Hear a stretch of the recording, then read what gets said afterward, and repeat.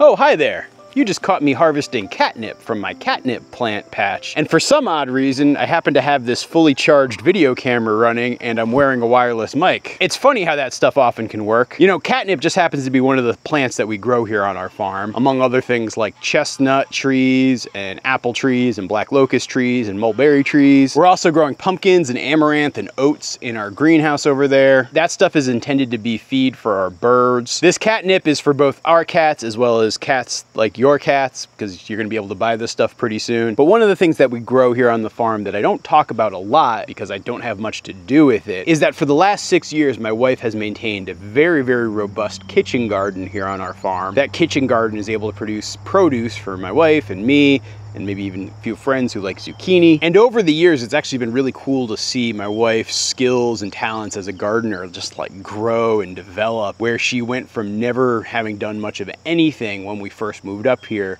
to what she's got going now. And now I know a lot of you are really excited about the idea of getting a garden tour from my wife. And so that's what we're doing in today's video. And it looks like she's just about ready for us to go and take a closer look. Welcome to my garden. This isn't gonna be awkward at all, is it? Oh. So how many years have you been in this garden space here? 6 years. And how are you feeling about this year's garden season? I think there's some exciting things happening. Every year is the best garden year yet. All right, let's take a look at stuff. First off, let's start with the flower bed. This year I decided to make a cutting flower bed so that way I could pick flowers, which as you can see has been wholly successful except for the fact that I still can't bring myself to pick any of the flowers because I think they're so beautiful. Do you want a flower montage in this video? Yes, please. In the meadow, flowers rise. Poppies, daisies, touching skies. Tulips in the spring will ring. Nature's warriors standing tall.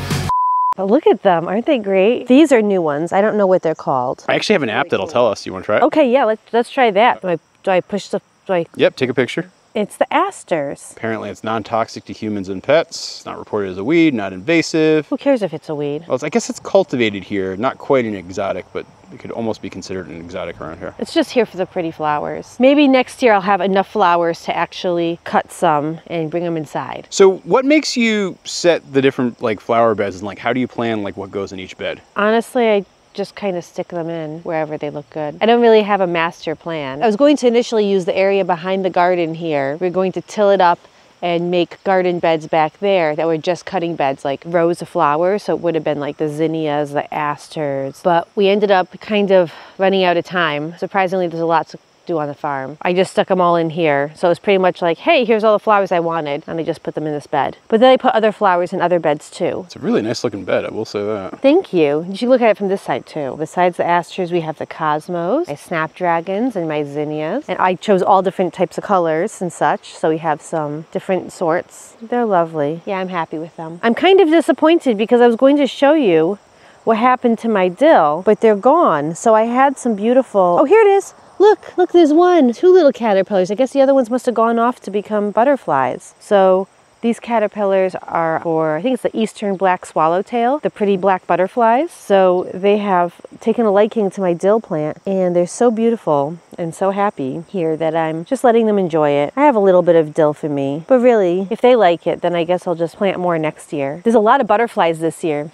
Because it just rained, you can't see them. Most of the season we've had lots and lots of butterflies. And then over here, we have cilantro, which apparently we don't use much of. Cabbages, because Morgan said he liked cabbage. I love the cabbage. I'm pumped. So like how soon before I can start picking these and eating these? I think you just wait till they get big, like cabbage size. This guy might be just about ready, but we can give it a little bit more time and get more cabbage out of it. This is Brussels sprouts. Never terribly successful in my garden. I feel like last year we got a pretty good amount of Brussels sprouts actually. They just don't look pretty. I don't know how people do that. Broccoli and Brussels sprouts always look like they've been picked apart, and I think that that's largely due to my lack of pest control, and I don't do any chemicals or anything. What happens, happens. Maybe we'll get some Brussels sprouts. They're growing up. And then of course we have our marigolds.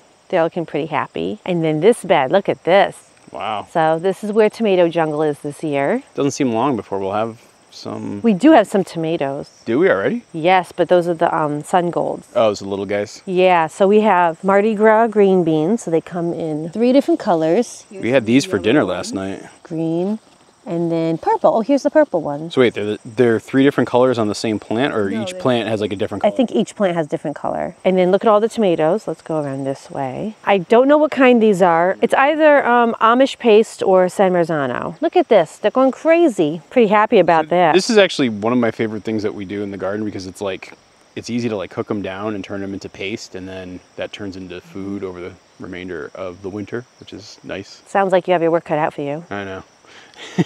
And then look, see, this is what I'm talking about. Oh, yeah. Some of these sun golds, these are my favorite. Don't take too long to ripen. The head nod. I always gotta do the head nod when I eat on camera. For some reason, I don't know what it is. You don't do it in real life, thankfully. And then look at this basil. I have never had such success with we gotta basil. use this tonight. We'll figure something out. Yeah, and then this is Thai basil, which is beautifully fragrant. I even remembered to put in parsley this year, which I always forget. 2 different types. Yeah, we need to get using our herbs. We're not usually this successful with them. Yeah, this is probably the best herb year we've ever had. Why do you think that is? I don't know. Maybe the rain. Maybe I did a better job planting them, or maybe the beds are just maturing, I don't know. So in this bed, we have onions. Unfortunately, I wasn't able to get storage onions. Well, not white storage onions, so we're gonna have to start eating these. They're Walla Wallas, so they do not store, but they're wonderful sweet onions. Do you wanna pull one out right now? I'm curious to see what they look like out. It's always so difficult. How do I choose one to disrupt the whole bed? Okay, here we go. Isn't she beautiful? You want it for your lunch? Yeah. I think I'll go with some eggs. So I'll give this to you. Oh, I guess your hands are full. Okay, I guess I'll carry it. I think I planted some shallots in here. Oh yeah, here they are. Yeah, I have some shallots and then some red onions. And these are some volunteer potatoes. And anyone who's followed along with garden tours knows that Allison is loath to pull up volunteers. So here we go. Which just is gonna get more potatoes. This is gonna be permanent potatoes. One of the most exciting things about this garden this year is look at these eggplants. We're gonna get good shots of them. But like, look. 1, 2, 3 eggplants. That is the most I have ever seen grow in my garden. We have a hard time growing eggplant here. Are these real tomato plants or volunteer tomato plants that you have here that you... Actually, I planted these. I did move some volunteers, so I had dragged some volunteers from the squash bed. So they actually might have been volunteers, actually. Just not volunteers from here. I lost a little bit of control of this garden bed. I feel like every year tomato jungle is just a thing that happens, and maybe I should just stop fighting it. I'm not doing anyone any harm. Okay, maybe except for these pepper plants. Oh yeah, you got some little yeah, I didn't even notice these. And then this bed is my hodgepodge. We have ground cherries, which are another favorite. Sampling the ground cherry. Really good. They're like a cross between a cherry tomato and like maybe just a straight up cherry. I don't know, they're really sweet. How would you describe a ground cherry? I think you did. So this is the rhubarb that we rescued last year. So where did this rhubarb plant that is taking over about a quarter of this garden bed come from? So this rhubarb was rescued from old garden over there. Somebody just bulldozed the entire thing without me getting to save any of my rhubarb or asparagus patch. And I was really sad about it. Last spring, I came out and, putzing around, and I saw this little ball of rhubarb. So I just stuck it in here, and now it seems very happy in its new home. I don't know if it's gonna be a permanent home for it. Yeah. I might have to find a new home where we're gonna plant the berry patch. I think that'll be a good place for it. Speaking of berries, look at these strawberries going crazy. And then the calendula. This was a volunteer. It tends to be the most prolific weed in my garden. And you'll see I've got some leeks growing too. I stuck them in between the strawberries, so that way we have some stuff growing all summer long. Here's our squash patch. With all the squash beetles, holy cannoli. So many squash blossoms. There's a lot going on in this one. So we have the trombocino squashes. They can grow like 4 feet long. I think this is a red curry. I'm excited about those. It just turned red, like reddish today. So I think that the mystery has finally been solved. This looks like a butternut. Then we also have summer squash over here. We have zucchini and yellow summer squash. And we've been eating those on the regular. It always feels like it's hard to keep up with the pace of zucchini and summer squash, even though I feel like you've pared back even how many plants you've had. And then here is another hodgepodge patch. Now we've eaten most of the salad that was growing. Yeah, so that was salad greens. I have one more little eggplant. Look at this. All right, so that little flower right there on the eggplant, that purple flower, will turn into an actual eggplant, hopefully. Yes, whether or not it has time to ripen has to be determined. I doubt it, but let's give it a fighting chance. We got to actually make more progress on the kale. I feel like we're running behind on how much kale we're eating and freezing right now. We're not freezing any. I know, we should. Because I feel like kale's such a good thing to have just to toss into like eggs and like other dishes over the course of the winter, that like having those bags of frozen kale in the past has just been very clutch. Wow, so this is looking really good in here. And then here's my peppers and some more Brussels sprouts. We can go say hi to the pigs. Yeah, let's go say hi to the pigs. How would you rate our pigs this year? 10 out of 10. 10 out of 10? Who's your favorite pig? All of them. All of them? Yeah. Penelope's really cute. Oh, look, someone got apples. Where'd these come from? Our neighbor brought them over. Are we excited about apple time? These are their favorites. There's so many apples. They are just pounding apples these days. I love when they get excited and they make squealy noises. Oh, we just so excited, is that it? I think my favorite is Prince Philip. He's definitely the leader of the pigs. Now, probably the funny thing is that by tomorrow morning, these will all be gone. They just go through them so quick. But they're getting to be very, very big pigs already. So this is the garlic patch that we've had since last fall, I guess. It's doing pretty good. It's looking like it's just about ready to be harvested, I think. Because this was the part of the farm that got the washout, even though this is slightly higher than everything else, there was a lot of water that came down that way. So, I don't know. It is a little bit of a concern. Yeah, they may have gotten rotted at the bottom. So now, I think you're also excited about the new animals that are coming to the farm in a couple of weeks. Do you want to give anybody any updates? Top secret. It's top secret. I guess it's not top secret, but It's like semi-secret. yeah, we're gonna get 3 little goats. You seem very interested in this. I haven't seen you this interested in an animal other than the pigs. Like, whenever I talk chickens or cattle, you're just like, it's fine. No, baby chicks are great. The adults, though. But the goats, you're very excited about. Yeah, they're very cuddly. Yeah. Yeah, so we're gonna get some very well-raised, cuddly, friendly goats. Yeah, they're not going to really be a true farm enterprise like, say, these guys are, where these guys have a very finite lifespan. The goats, I don't know exactly what our long-term plan is, but we'll just see how they do.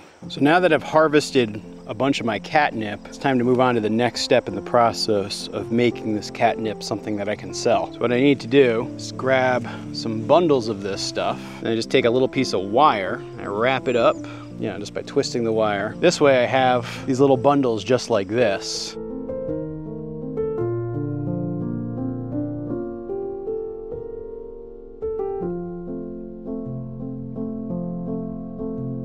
And now with the catnip all bundled up, what I'm gonna do is almost like I'm taking clothes to the clothesline. Just gonna hang it on this rope. Now the important thing that's going on here is I just wanna have enough airflow going through the catnip so that it can thoroughly dry out before I start to break it down and bag it. This is just another example of why I feel so lucky to have this barn, because it gives me the indoor drying space to do what I need to do to cure this catnip. I mean, this harvest is actually pretty heavy. I'm excited about how much we've been able to produce. And voila, we've got our catnip now drying and ready to be packaged in a couple of weeks. The one last step that I think is really important to do is actually quality control. And so every time I do a catnip harvest, I actually take one of the catnip plants and I test it out with our official farm catnip testers. And I'm wondering if I can find any right now. Huh, here we go. We got Mr. Pablo Escobar himself just taking a nap right over here. What do you think, buddy? Oh yeah, Pablo approves. He just goes right to town on it. He loves it.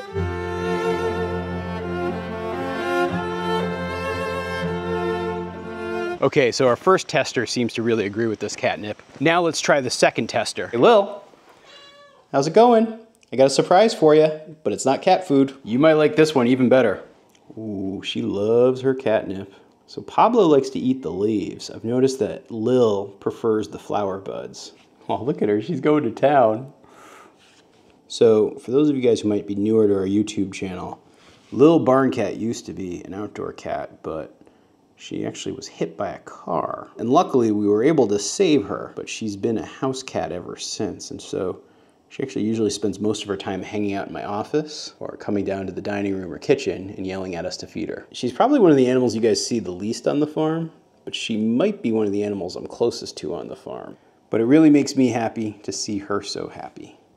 Yeah, oh, love you, sweetie. If you're actually curious about the story about Lil Barn Cat, I'll leave this video right down here. It brings to life everything that happened to Lil Barn Cat and how she ended up where she's at. And for those of you guys who are fans of my Toby Dog book, just know that I've actually written the second part of that series. The working title right now is called The 8 Lives of Lil Barn Cat. And so you might want to get familiar with Lil's story.